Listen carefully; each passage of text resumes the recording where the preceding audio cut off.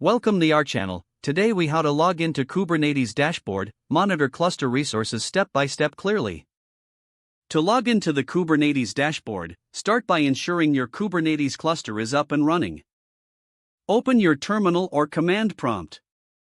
Use the command kubectl cluster info to verify that your cluster is accessible. Next, you need to deploy the Kubernetes dashboard if it isn't already installed. Run the command kubectl apply https://raw.jithabuser-content.com/kubernetes/dashboard/v2.5.1/a. Wait a moment for the dashboard to be deployed. After deployment, open the dashboard service using the command kubectl proxy. You should see a message indicating that the proxy server is running. Now, open your web browser. Navigate to the URL http://localhost 8001/API/v1/namespaces/kubesystem/services/https Kubernetes dashboard/proxy/. Once the page loads, you will see the Kubernetes dashboard login screen. At this point, you need to choose your login method.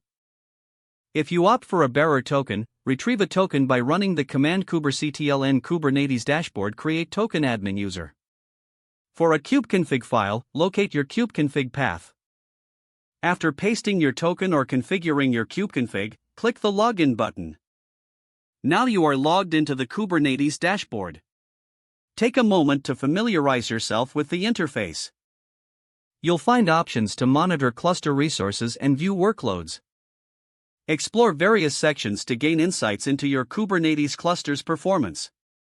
With the dashboard, you can easily manage and troubleshoot resources within your cluster.